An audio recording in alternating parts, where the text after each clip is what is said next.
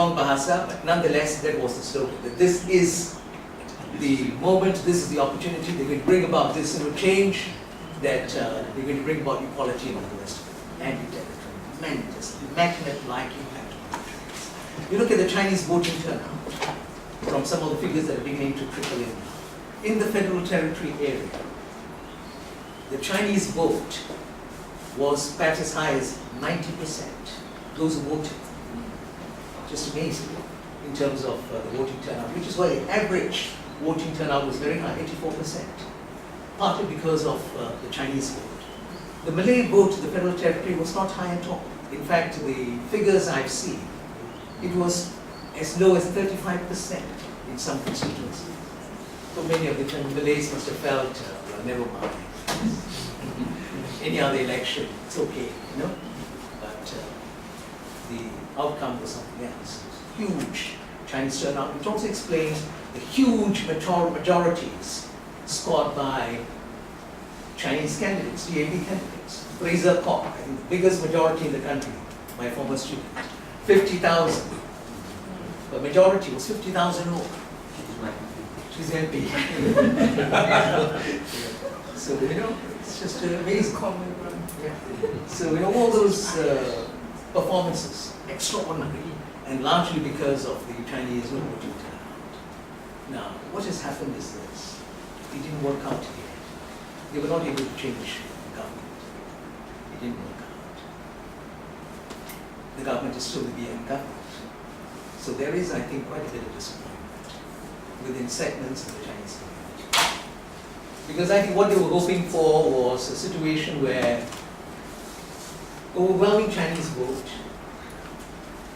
for the Pakatan, mainly the DAP, if they could also carry about 40%, 50% of the Indian vote, and if they could carry something like maybe 30% of the Malay vote, the calculation was that they could win overall. But in their calculation, they made a very big error. Perhaps they didn't make that error. They were aware of it. The vital factor was Samaj Shah. That calculation would have worked in the peninsula. And they did well in the peninsula. They didn't get, I think, the Malay vote they expected, because I think the Malay vote, at the last minute, within the last 1 week, quite a bit of the Malay vote swung to partly because I think a lot of Malays became very concerned about what they saw as this push by the DAP and the Chinese vote. So there was undoubtedly some swing of the Malay vote. They didn't get what they expected, even on the peninsula. But the critical factor was Samaj Shah. They could not do Samaj Shah. Which is why I think Lahad Datu, and we will know very soon what really happened. I think Lahad Datu was an attempt to try to change that outcome. It failed. It failed. But whatever it is, Samaj Shah didn't work out for them. Which is why the BN is still biased. Prof. Shah Faruqi said, you know, the federal government in Putrajaya today owes its very existence to Samaj Shah. So this was the game plan.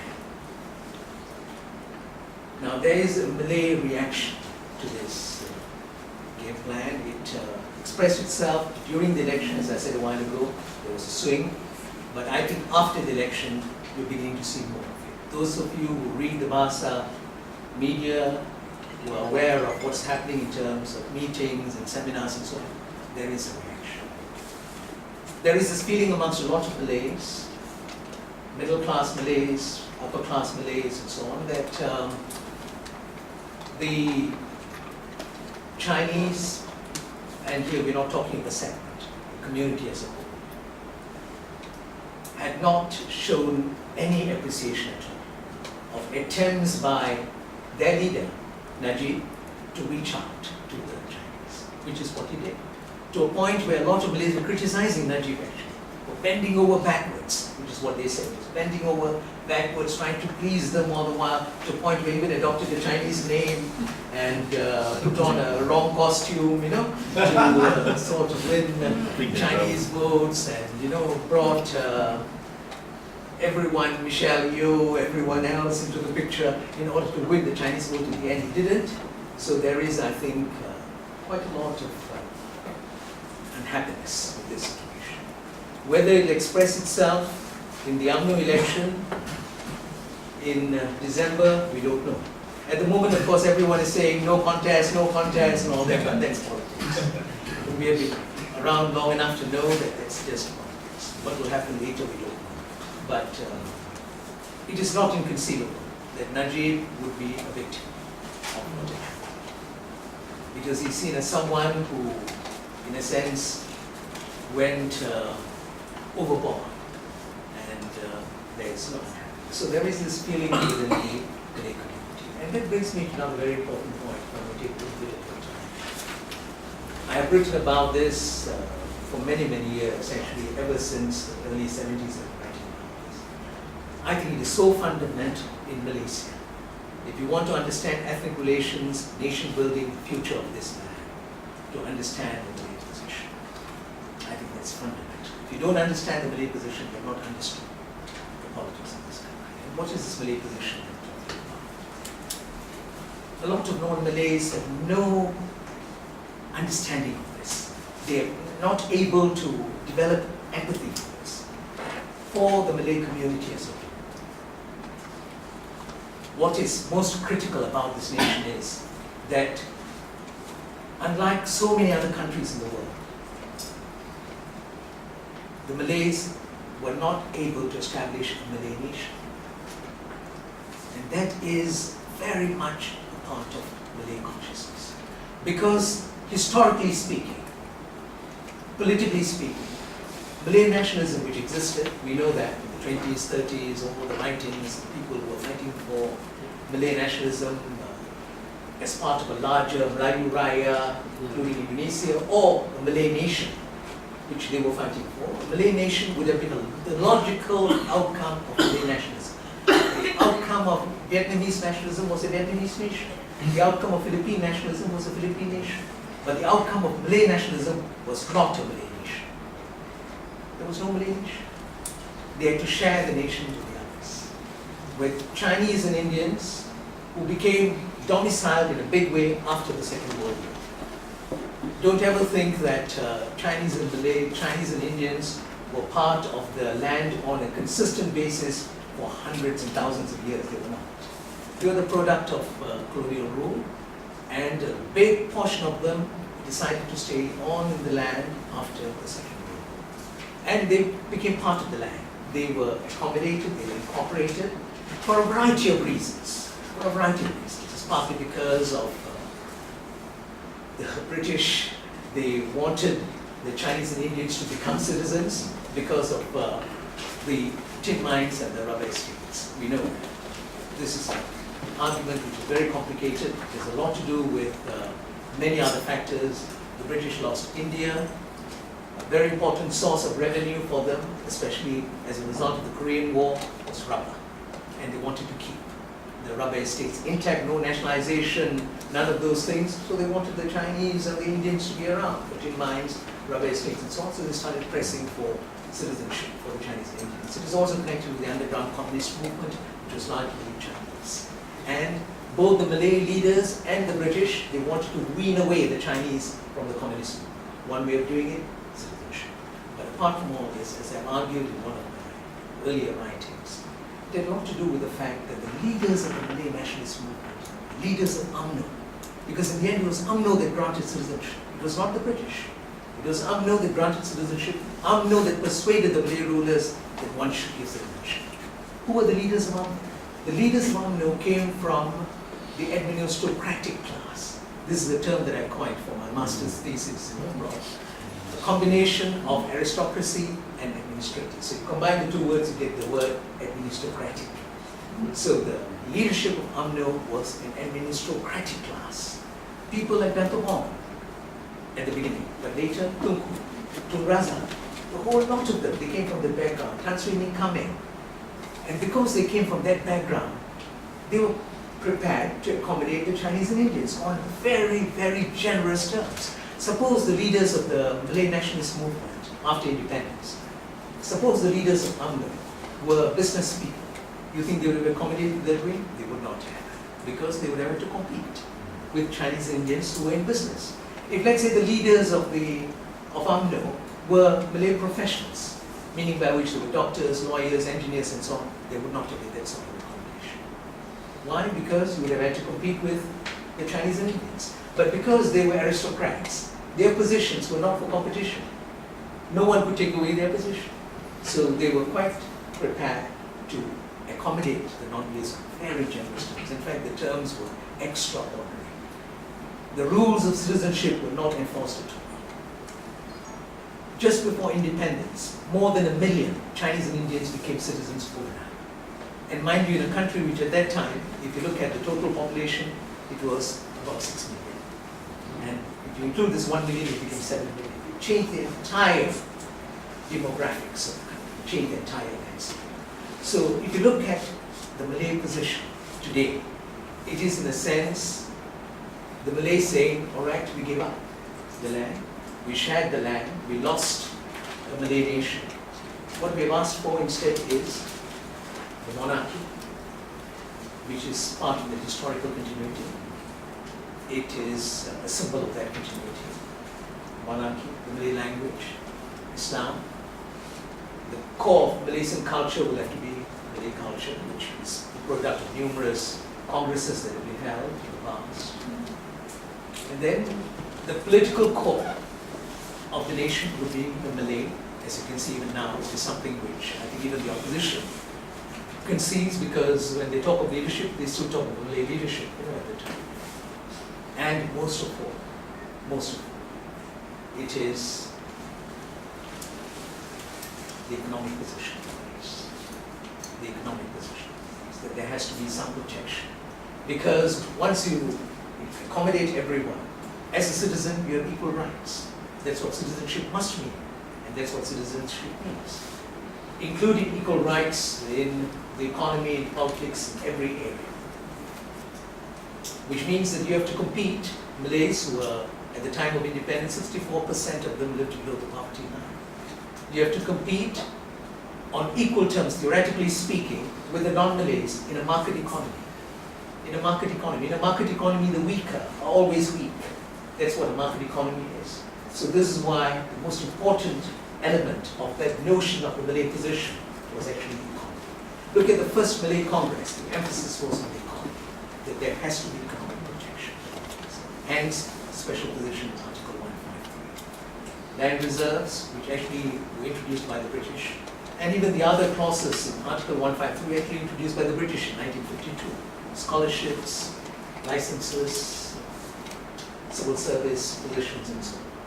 And then, of course, later expanded through the NEP in 1971-72. But again, the preoccupation was with the economic position. Let me say this very quickly, that by and large, as I mentioned a few minutes ago, the non-Malay political elites have never really understood this. There's been very little empathy for this. Which is why, if you look at the 60s, there were only 2 non-Malay leaders who were prepared to speak up for what they saw was the Malay position. One from the government, one from the opposition. The person from the government who had an understanding of this was the late Tun Samad. You look at his speeches. Some understanding of this whole situation, and he spoke up and he said, look, we must understand this. In the opposition, it was the late Dr. Tan Chee Koo. These were the only 2 leaders. The political leader who was most insensitive to this whole thing and made it to a huge campaign was Lee Kuan Yew. With his Malaysian Malaysia and his Malaysian Solidarity Convention, mobilizing the non-Malays in the country and so on, the short period when Singapore was part of Malaysia. And that, in a sense, escalated ethnic tensions in the country. Which is why I've always argued that Lee Kuan Yew is, in some ways, the father of Chinese chauvinism. Kit Siang and the others come later. Of course, Kit Siang worked for Lee Kuan Yew, we know that. But Lee Kuan Yew was the father of Chinese chauvinism. And he really developed that into an ideology. But equal rights and the rest of it without looking at the total situation. The total situation is very, very important. Because for a lot of Malays, when Chinese leaders talk about equality, they say, what does this mean? What does this mean? If you did an analysis of the economic structure of the country, the Chinese are much better positioned in the upper stratum, in the middle stratum, where they're least represented is at the bottom. Very strongly represented. You do an analysis of property ownership, of shares, of small, medium-sized industries, right up to big corporations. So you can't say that this is a community that is marginalized.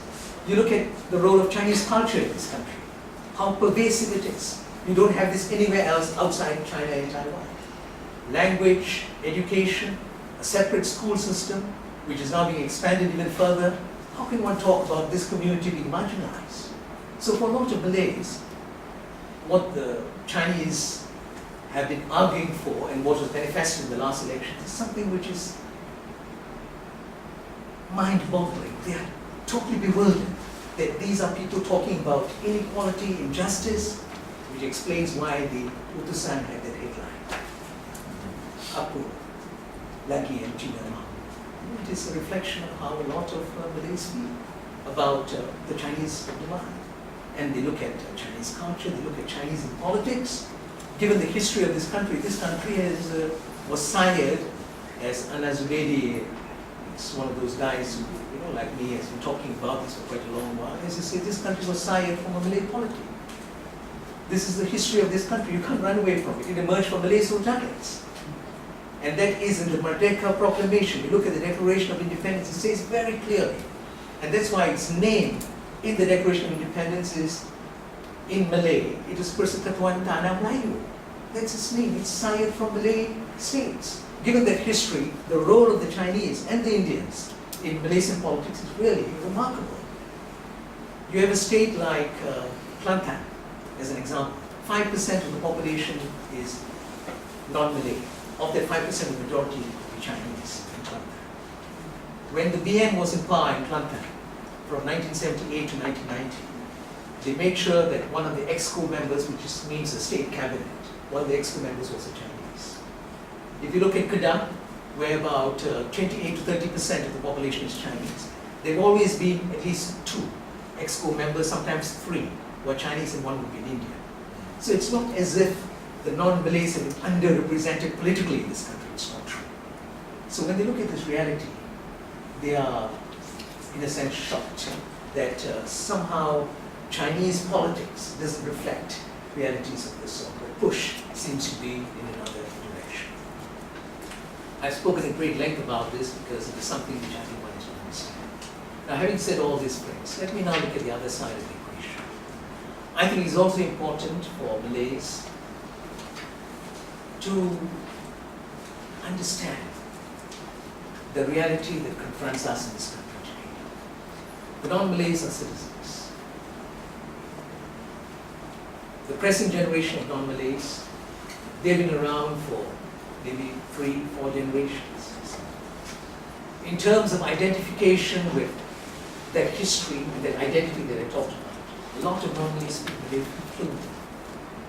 There's no doubt about it. They speak Malay fluently. Some of them write poems in Malay, write plays in Malay, drama, productions in Malay. This is the reality. The reality is that non-Malays are integral to this nation. And how should Malay society as a whole and the Malay elite respond to this situation? I think the Malay leadership, Malay society has every right to insist that one should adjust to the landscape, because that's what has happened right through history. People who come from outside, they adjust to their new landscape. You seldom have people who are in a particular setting adjusting to the people who come from outside. One has every right to say, look, you have to adjust. Once you're part of this land, you have to adjust. A certain degree of adjustment is taking place. And I think from the Malay elite, there should also be a response.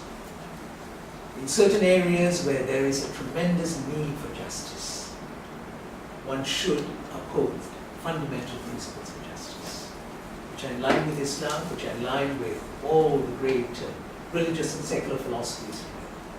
For example, If there is a Chinese kid or an Indian kid, poor family, does well in exams, the child should be rewarded. If there is a Chinese applying for a license, as far as all the requirements are concerned, has fulfilled all the requirements, the person should be granted a license. If there is a Chinese or Indian in the public services, works hard, has contributed, has to be promoted, you should not deny that person promotion just because of the person's ethnicity, which is wrong. It is wrong. From a moral perspective, it is also wrong from the perspective of the Constitution, actually, because the Constitution, recognizes this. So I think there has to be. Till 136. That's right, 136. So there has to be a response to this situation. This, I think, is a major challenge. So while on the one hand I argued at great length about the need to understand the Malay tradition, I think there is also a need for the Malay elite and Malay society to understand contemporary realities and to bring about changes along those lines, because it's basically the Malay elite that will have to bring about these changes in terms of changes that have to be made to the law, to policies, and the rest of it. It has to be a process where we respond to it. It's very, very important. You call it give and take, you can call it reciprocity, you can call it empathy, but whatever it is, there has to be understanding of each other's position. And in a sense, this has begun to happen. You look at certain dimensions of that history that I talked about. The rulers today are not just rulers whose subjects are only Malays. That was the situation in the past. Their subjects today are also the non-Malays. They are their subjects and they recognize it, the rulers. How? You give them all those titles. Tunship, Tantriship, Datoship. That's recognition from what is basically a Malay institution, recognizing non-Malays. And once you hold a certain position or you have a certain title, your position is the same as anyone else. So there is that sort of recognition as far as titles are concerned. And again, if you look at Bahasa, the national language, Tunku Abdul Rahman, the first Prime Minister, rightly decided in 1963, after Sabah and Sarawak became part of Malaysia, that one should use Bahasa Malaysia as the term, as a way of trying to bring people together. While Malay was the language, and still is the language, linguistically speaking, for the purposes of bringing people together, one should use the term Bahasa Malaysia. It makes a lot of sense. Just like Indonesia. Indonesia, what is the language? It's Malay. And you know, in Indonesia it's even more extraordinary. Why? Because the Malay language is the mother tongue of only 10% of the Indonesian population. Basically from Sumatra. The language of the majority, the mother tongue of the majority of Indonesians is Javanese. But they chose the language that was the lingua franca. The language that's so widely used in the entire region, and that's the Malay language, the lingua franca. So you see, this is a very important point to keep in mind. Likewise in Malaysia, the Malay language is the lingua franca. We just made the national language, so we can call it Bahasa Malaysia. You're not doing an injustice to its linguistic origin. It remains Malay, but it's Bahasa Malaysia. But when Anwar Ibrahim became the Minister of Education, he changed that. From Bahasa Malaysia, he was responding to some of his friends. The term became Bahasa Melayu. When actually the term that was used was actually Bahasa Malaysia. And this is why some of us have been using the term Bahasa Malaysia. And Zainuddin Maidin, when he became Minister of Information, he changed it to Bahasa Malaysia. That this is the term that one should use, Bahasa Malaysia. This is just one example. Likewise, I think Islam in Malaysia, which is another very important symbol from the past, there are no two ways about it. The practice and understanding of Islam has to be universal in a country like this. The moment you see it in parochial terms, Islam ceases to become a vital factor in the life of the nation. It has to be universal, it has to be inclusive. This is the way you have to see it. One is to understand this. And likewise, if you look at the economy, some changes have been made. People don't even highlight this, unfortunately. When Dr. Mahathir realized in 1990 that the Industrial Coordination Act, ICA, was restrictive, it was affecting the business climate, we abolish it. It was also Dr. Mahathir who in 2002 got rid of quotas in the universities, the public universities, in all faculties except 2 or 3 faculties like medicine and engineering and so on. We got rid of quotas. In other words, there has been an evolution. If you look at scholarships, since Dr. Sri Najib took over, he has de-emphasized ethnicity totally. For the last 2 years, if you look at federal scholarships, JPA scholarships, the majority of scholarship winners have actually been the Chinese. But you know, the MCA was not able to defend all these things because the avalanche of support for the other side was very great. But this is the reality. So there have been changes. So what I'm saying is there's an evolution that has also taken place.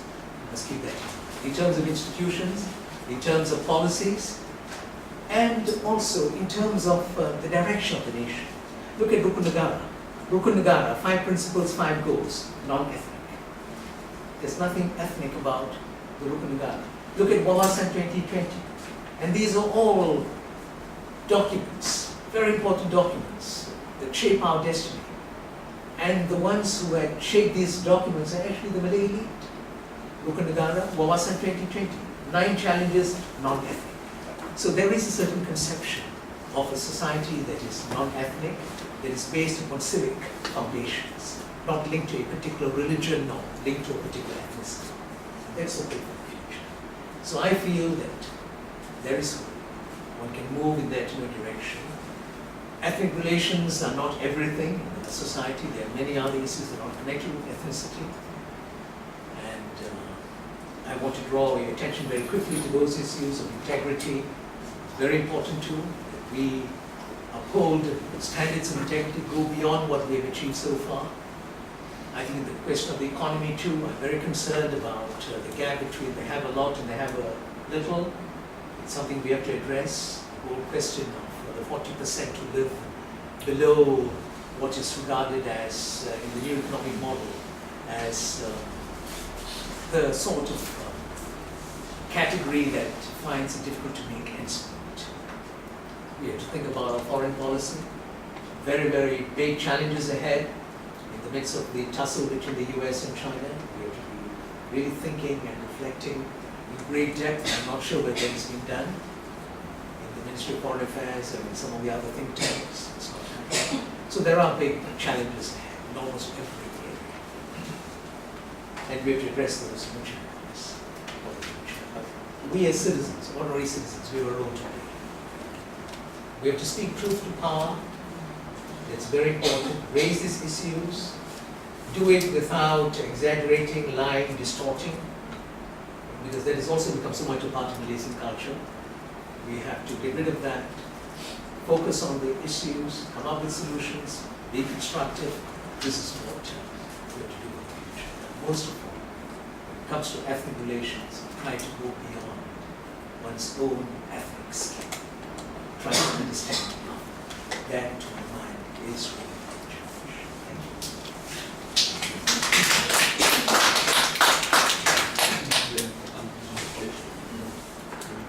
Thank you, Dr. Sharma, for the very long, in-depth information on what's happening in our country in terms of the political point of view. So, in a way, we already covered the constitution and the political environment that we are going through. And moving forward from there, it's a big challenge actually for Yayasan Satu Malaysia because we are championing unity.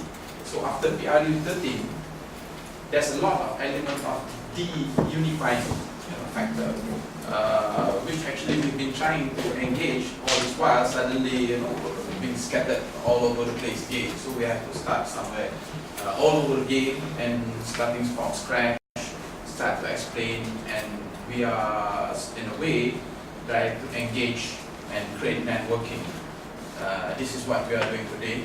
We are trying to create the understanding so as people are aware that we need to do something individually, then by group, by network, then we will spread out and we get the bigger outreach of what actually we need to do in terms of unity. So when we go around, of course, Yayasan Satu Malaysia also have a lot of inputs For example, we collect a lot of people's wish. For example, one of their wish is strengthen ties and resolve all conflicts within party. They want something to resolve among parties, among racial group, among ethnic, but there is no direction. Nobody is to lead that. The one that really lead that is away from what they want. So that is one of the big things that we are facing now. And number two is building image as a national people, people that belong to a national, means Malaysia. So they are trying to identify themselves. Are we Malaysian? For example, when we go to a secondary school or primary school, we put up front 3 different race groups, one Chinese, Indian and Malay. So we assume that they are overseas. So how do you represent yourself? What they will say? And the Indian kid will say that I'm an Indian. And the Chinese kid will say that I'm Chinese. And the Malay kid, of course, say that I'm Malaysian. Because the word Malay is there. So we put the scenario in such a way that if a foreigner sees that, oh, you are from China, to the Chinese kid, and you're from India, because you say you're Indian. So it doesn't represent themselves. Sorry. So that is happening in Malaysia. It's not that the kid is overseas, So it's happening here. So that is some sort of like a person seeking for identity. Yeah. Then of course consistency in governance. That is always something that they watch out. And need for young or Malaysian to be seen representing the younger generation, and need to have a clean, capable cabinet, for example. That's also some of the feedback. So I open up to the floor. Seems that you have to have that gist and in-depth information. So let's exchange ideas. If you have any question, you can just throw out the question and let us seek the path that we are seeking for the best formation. And I open the floor for questioning. Yeah, please. The granting of citizenship to the non-Malays, was that a sacrifice or was it a compromise? Because in my opinion, I feel that it is a compromise. The British, when they came here, they asked the Malay rulers for permission to trade over here, which means they accept the fact that this is Arab Melayu. They should rightfully go to the Sultan, get the permission to trade over here. Alright? Having taken the permission, having received the permission, what did they do? They went to India, they brought in the Chinese, they brought in the Indians. They went to China, they brought in the Chinese to develop Malaysia. So Malaysia was actually developed because of the Chinese and the Indians. Now why can't the British use the Malays themselves to develop the country? Why should they go outside to bring outsiders to develop Malaysia? Now because the non-Malays have already set up the infrastructure over here. Okay, they've already built up their base over here. They can't be just leaving everything behind and going away. Alright, they were asserting their rights. So let's make a compromise. Alright? We recognize your special positions. You give us citizenship. I think that was more like a compromise rather than a sacrifice. Let me respond to this question. Yes. I'm usually in the habit of taking 3 or 4 questions because I think this is a question that one has to respond to because of its import, its image. I think this is a totally misplaced notion. The British, like other colonial powers, had always brought in people from outside. They did that in the case of the Fijis, in Kenya, in Tanzania, in Uganda, in Burma, everywhere. Even in the case of Indonesia, they brought in Chinese labor, colonial powers, different colonial powers. The reason why they brought in this sort of labor was not because the ordinary people were not prepared to work. This is one of the great myths that one has to get rid of. If I may suggest to you, read this book called The Myth of the Lazy Native by Syed Hussein Alatas, who was my teacher. Right? It is an excellent book. It will tell you that this is the colonial myth. Bringing people from outside, exploit them, use them, because you know that these people have been brought in from outside. They don't have a link to the land, right? And of course, you use them to divide the population. So you have the locals, you have people from outside, they'll never be able to get together. It makes it far more difficult to develop nationalist movements and all the rest of it. This is what they did. So it is part of colonial policy. But Don't they- ever, let me finish Yeah, this. Don't ever be under the misconception the Chinese and Indians came here to develop this country. They came here for their own interests. Correct. They were exploited. They were exploited. In fact, I used to say that while the Chinese were exploiting the tin mines, of course some Chinese did well because there was a vacuum in the business sector, and that vacuum was also created by colonialism. You have to understand these things well, right? You know, the Malays, if you look at the Malays in terms of their history, their socio-cultural, socio-economic history, they were not a peasant people. The Malays were trading people. This is their history. The Malays were basically traders. This is the history of the Malays. They were traders. So they were controlling this trade. The trade in this region was destroyed by first the Portuguese, and then the Dutch, and then the British. They took over the trade routes because that's part of colonialism. Hence there was a vacuum. Because there was a vacuum, the Chinese who came here, not because the British wanted the Chinese to become traders, they just filled in the vacuum. They wanted the Chinese to work in the tin mines, and that was also part of their colonial ploy, because you already had Chinese with agreements with Malay rulers, developing some of the tin mines, together with Malay tin miners and so on, Long Jaffa and all the rest of it. But the British came in, bigger capital, better technology, and took over the tin mines. So this is all part of colonial history, my dear friend, Yeah, sure. So understand these Yeah, things sure, first. sure. So don't ever labor under this myth that, the Chinese and Indians came here to develop this country. The other day, just before the election, someone made the statement, an Indian leader, saying, the Malays should be grateful to the Chinese and Indians because they came here to develop the country. They didn't come here to develop the country. They were a product of colonial rule. They were exploited. While the Malays were neglected, the Chinese and Indians were exploited for colonial purposes. That's what it was. Right? That is the whole history of colonialism. In the case of Burma, they did the same thing, but unlike Malaysia, the Burmese elite decided that they would get rid of all the Indians. This is what happened. The Malay elite, on the other hand, were accommodative. And this is something that you must also appreciate, that you have very few people in history who have been as accommodative as the Malays in terms of accommodating others. You can see even in their language, how accommodative the language is. Look at how a Malay responds to someone who doesn't know the Malay language. That Malay will massacre the Malay language in order to accommodate the other person, which is really ridiculous. I always say that, look, you should respect your language more. Why do you have to massacre your language so the other person can understand your broken bahasa? But very often other communities don't act that way. You have a group of 10 free persons from one particular community, they'll very quickly break into their own language and ignore the others. This is the difference between the Malays and some of the other communities. So keep this in mind. Now don't go around, because I feel very sorry for you. Yeah, sure. Burdening yourself with this sort of myth about what had happened, because it's basically a colonial argument. Yeah. That, you brought in people here to develop the country of West It was for their own interests. They wanted to exploit the people, they exploited the people. This is what they did. The British, just to tell you, how much the exploitation was. There was a demand in the 1920s from the leader of the Baba Nyonya community in Malaya. They had been here for 500 years, the Babas and Nyonyas. The leader was Tan Cheng Lock. He sent a memorandum to the British saying, we want citizenship. It was a very just demand, 500 years, we want to be recognized, just the Babas and Nyonyas. The British refused. What was the argument? Our agreements are with the Malay Sultans. We will not give citizenship to the Chinese, even if they've been here for a few hundred years. So those Babas and Nyonyas, like the other Chinese and Indians, when they became citizens, it was largely because of the Malay elite. The British refused to give them citizenship.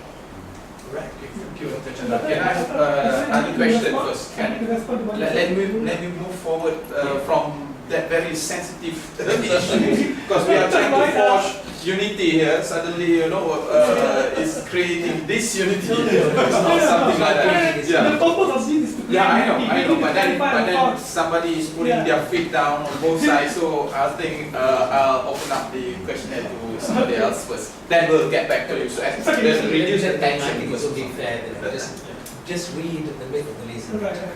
can get the book, it's easily available. No, because I don't see any exchange of ideas. I asked a question, you answered me. We already You're not started giving me a that. chance to I'm sure respond. somebody else also have No, some other point, no, right? no, that's not a question of exchange, I think we should give him a chance. Yeah.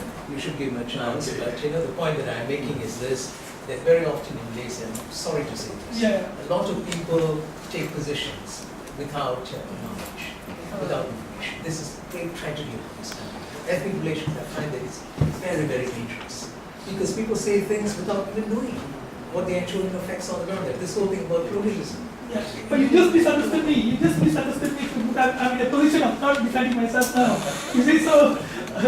No, the rest of us would prefer to listen to the panel. Okay, can I have next? I mean, just let me just debunk a bit of that.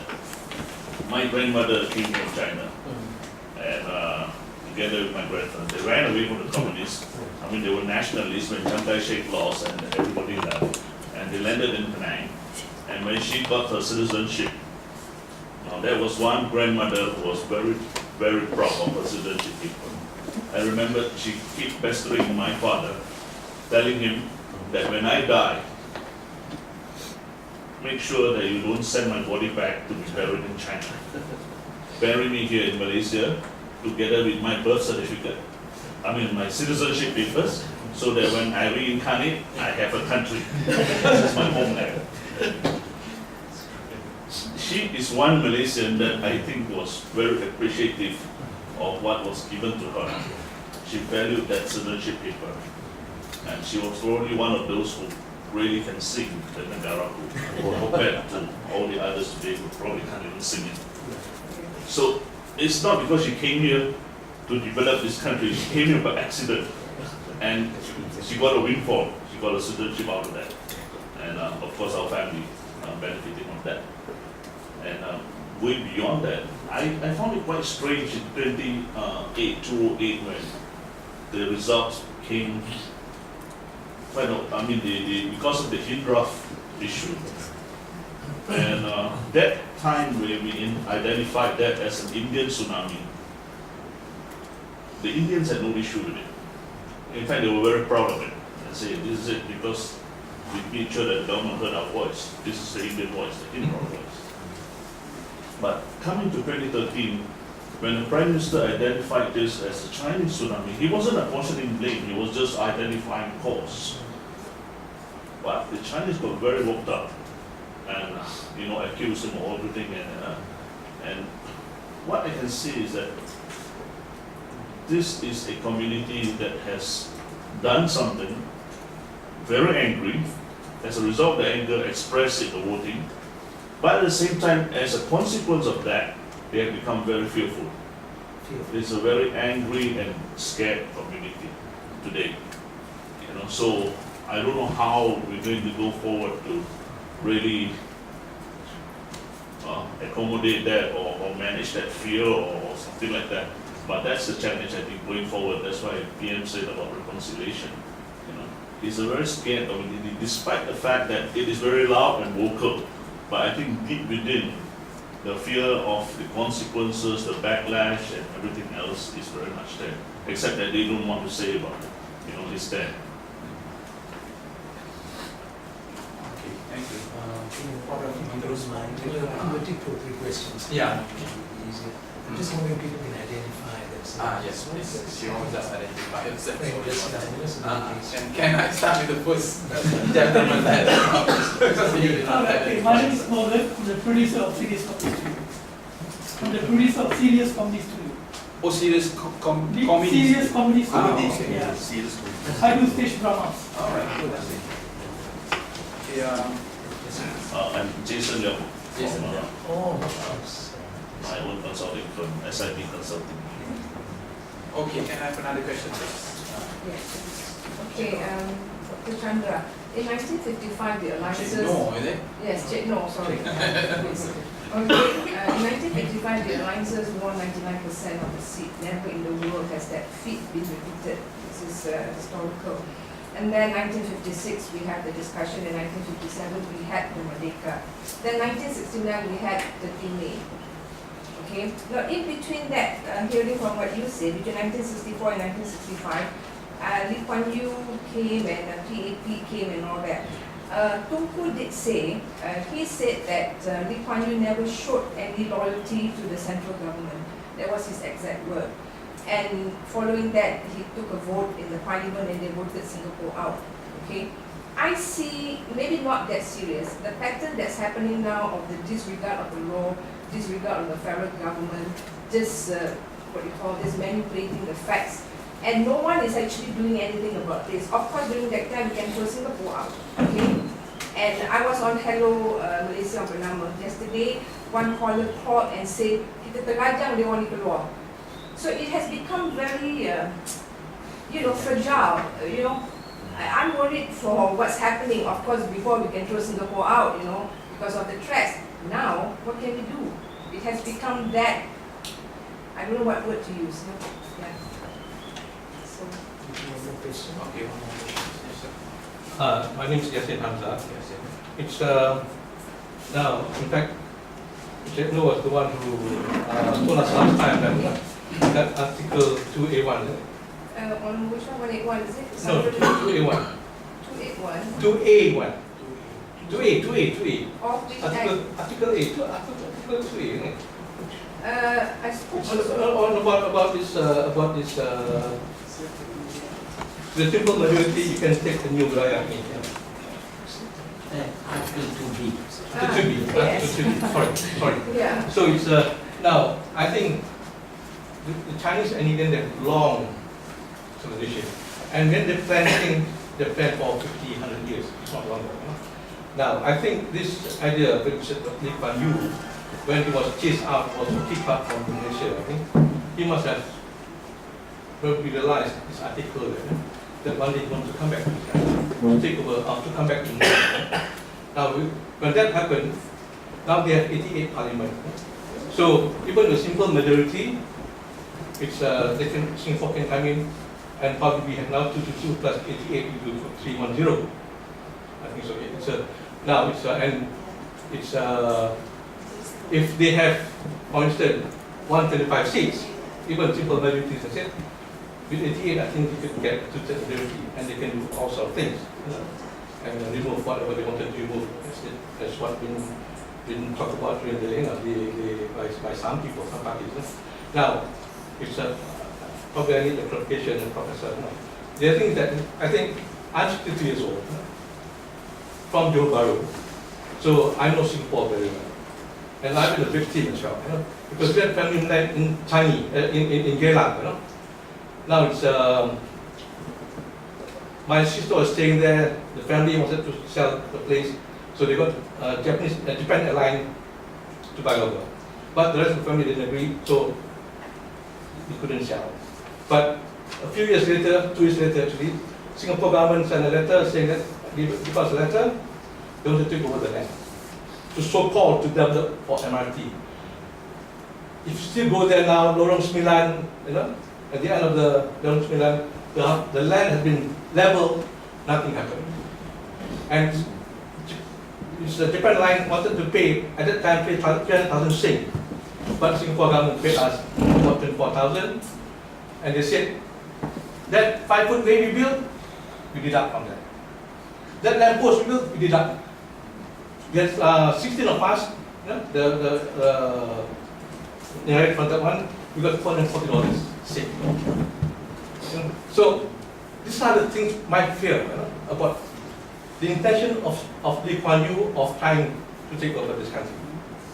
And I think it's all this propaganda, all this effort, and making use of Anwar. Look, you said that's how about us, which I agree with. And Anwar, you yourself was the deputy president of PKR. You know a lot about Anwar, and I too have a lot of friends who were there before. And I too know a lot about Anwar, which has not been said.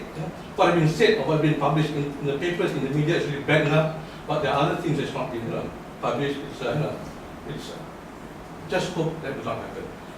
But if all that happened too, I'm pretty sure the AP will not keep Anwar forever.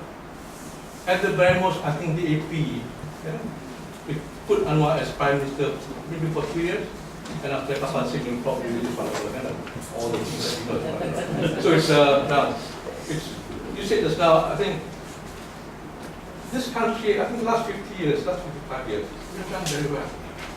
So, and no doubt, I think it's along the line, the Chinese, any nationalities for that matter, any from any origin, any people from the immigrants, we always perform better. You know? And again, I think if you look to history, I think the British or the colonists have really made the Malays, contented. At that time, I believe I was told, you cannot just become cikgu or become police. Don't bother about that, not jadi peniaga, forget about it. So, everybody happy, become ketua kampung, guru, sekolah rendah, sekolah Melayu, and policeman, and driver probably, Now, it's for many years we were not exposed to that until probably in the 60s, probably in the 70s there were effort, But and I think the early years, nobody can deny that the Malay administrators, they were the best, And we had people like at that time, it's Tun Dr. Ismail. Even Lee Kuan Yew, they're not, I mean, it's, I think, I can't remember, he admitted that Tun Dr. Ismail is hard, it's a case, whatever, something like that. So, but it's, we should move forward. I think it's, in the 80s, there were a lot of policies, I must admit, that have been, rather, some people probably thought, it's as if we're trying to help the Malays, You see, we have, for instance, this Sekolah Menengah Sains, MRSM. Maybe they were good at one time, but not anymore. Not anymore. And it was made worse because they keep to one ethnic. When you do that, you remove the competition. Again, that's it. The background of that, they have been brought up to be contented. We should go, So there's no move to compete, I'm glad that I went to, English school, English college, Johor Bahru, So, okay, it's even at that time, you don't get, if you see, because those days in the 60s, there's still come on the papers whenever you get, SPM result or SCMC at the time, So you can see, first graders, 90% Chinese, maybe 8% or 5% Indian and 5% Malays. I mean, there's nothing to be ashamed of. No, hold on. You see, our schoolmate is a guy called Zaid Ibrahim. So he became champion in Johor, in school orator, both in English and Malay. So it's, of course, it didn't last very long in the cabinet, unfortunately. But you see, it's, we're competing against the best. Now, go back to MRSM, for instance. When you keep to one ethnicity, I think it's you're going to see the downfall, which they did. So it's these are the areas that. And one more point, Doctor. I think it's last 4 years. I think PM has failed to do something for them this when he could and he should. Okay, thank you, Prof, comment first on the two statements, Cik No, the Lee Kuan Yew question just now, because I'm a bit lost now. So because we have a constitution. Okay, people must respect that. That's rule of law.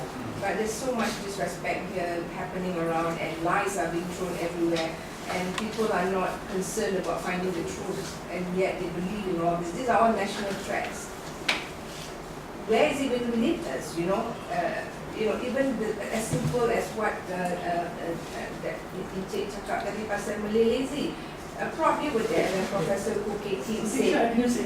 Sorry. The Malays, you all came here to help the Malays and whatever, But what I'm saying, Professor Khoo said, you were there at the governance, when he said, what happened was the Malays got up very early sebab mereka main subuh. So they all pergi buat petani because most of them are farmers. by 10, 11 o'clock, when the British officer got up to have their morning coffee, dia tengok orang Melayu tidur. Because they already got up very early to bertani. You know, that was how it came out that the Malays were lazy. You know, I mean, that was what Professor Fu said. I don't know whether you remember. In your case, you know, I think you should read the myth of the lazy nature. I think that is a very simplistic explanation. You know, I don't know whether Professor Koo said it, but it is very simplistic. You know? Yes.